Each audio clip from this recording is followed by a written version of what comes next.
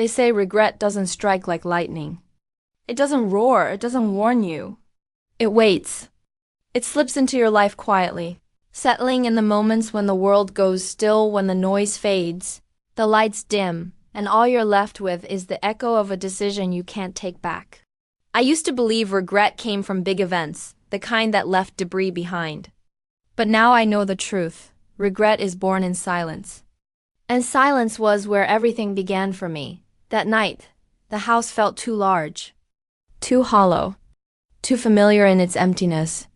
Ethan, my husband, was away again, another business trip. Another reason for the distance that had grown between us like a slow, persistent winter. The kind that freezes everything it touches. I poured myself a glass of wine and sat alone in the living room, pretending I cared about the show flickering across the TV screen. But my mind wasn't there. It hadn't been for a long time. The silence felt heavier than usual, pressing on my skin like a memory I didn't want to admit existed. And then, footsteps. Light, steady, coming down the hallway. That was when I remembered I wasn't truly alone. Not anymore. Noah had been living with us for 3 months, our tenant, renting the spare room while he finished his degree. 23 years old, polite, soft-spoken, the kind of man who noticed the small things most people stepped over. A calm presence in a house that felt emotionally fractured. He appeared at the edge of the stairs, hair still damp from a shower, white t-shirt clinging to his shoulders. He offered me a faint smile, the kind that didn't ask for anything but somehow felt like it saw everything. "Long day?" he asked, voice low. I nodded, even though my day had been nothing but routine loneliness. He walked into the room, and suddenly the space didn't feel so suffocating. We talked small talk at first. Music, classes, the weather. The kind of gentle conversation that fills the cracks in a quiet evening. And maybe it was the wine, or the loneliness, or the way he watched me with a patience I hadn't felt from anyone in years. But the space between us began to feel different, warmer, alive, every time he glanced at me. It felt like he was seeing something I hadn't shown anyone in a long time. Something I'd forgotten was still part of me. He sat down on the other side of the couch, not close, but not far either. And when our eyes met, something unspoken hummed softly in the air between us. "You look lonely tonight," he murmured. I laughed. Too quick. Too defensive. Too practiced. The kind of laugh women learn when they're trying to hide the cracks. "Just tired," I said, taking a sip of wine I didn't need. But Noah didn't look away. He didn't retreat behind politeness the way people usually do. His eyes held mine, steady and quiet. "You don't have to pretend with me, Maya." Just my name, softly spoken.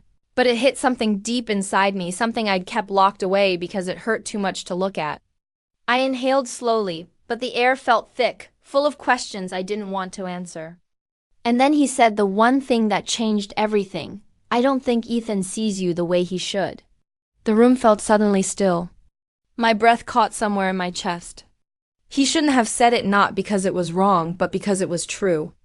Ethan and I had been drifting for so long that I'd forgotten what it felt like to be seen, to be heard, to be wanted in a way that wasn't transactional or polite. I swallowed, but the weight of his words stayed lodged in me. I should have ended the conversation. I should have stood up, walked away, built a boundary thick enough to keep this moment from turning into something dangerous. But I didn't, because deep down, a small part of me hungry, neglected, aching didn't want him to stop. We kept talking. And somehow the topic shifted. Love, mistakes, loneliness, the things people only confess in dim rooms when the air feels too heavy to lie. Noah listened to me, not out of obligation, not out of politeness, but with genuine attention. The kind that feels like warmth touching a place that's been cold for too long. And somewhere between the words and the silence, something shifted.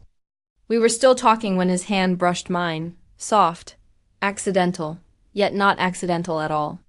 I froze, breath trapped, heart stumbling. I should have pulled my hand away. I should have reminded myself who I was, where I stood, what vows I had made years ago.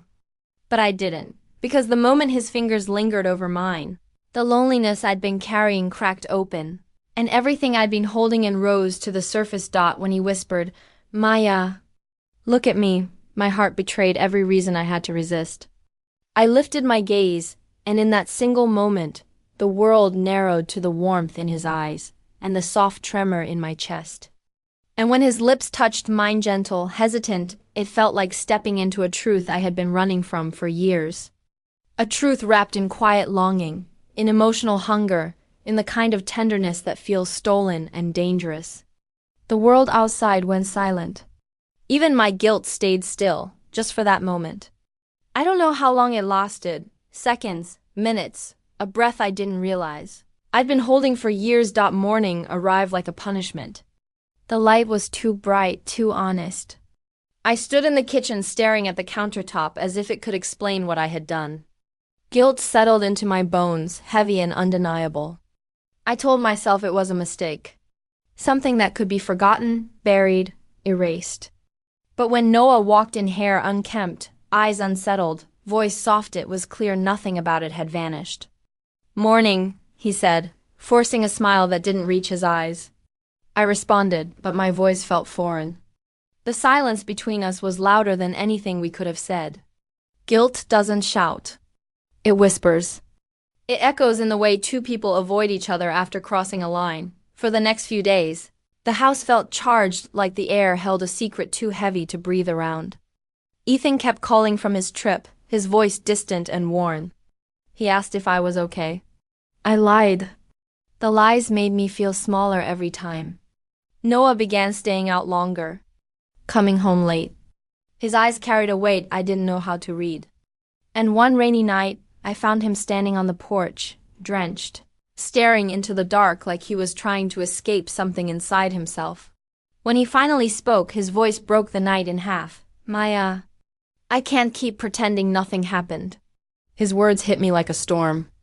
I told him it was a mistake, that it couldn't happen again, that it shouldn't have happened at all. But the way he looked at me, that raw, unfiltered emotion in his eyes, I knew he didn't believe a single word. He stepped closer, rain dripping from his hair, breath unsteady. "Tell me you didn't feel it." I opened my mouth, ready to deny everything, but the truth trembled behind my lips. I couldn't say it meant nothing, because it hadn't. Noah was all I managed. Just his name, but it carried everything I couldn't admit. And when I didn't deny him, something in his expression shifted, something hopeful and hopeless all at once. The next morning, Ethan came home early. The sound of his car in the driveway made my heart stop. Noah froze at the kitchen table. I felt my pulse in my throat. Ethan walked in with a smile that didn't reach his eyes and hugged me longer than usual. Too long. When he looked at Noah, something sharp flickered in his gaze. Something that made my stomach tighten. The air felt colder. The walls felt closer. And in that moment, I realized secrets don't stay buried. They wait. They listen. They choose their moment to rise. What happened next was the beginning of everything I feared.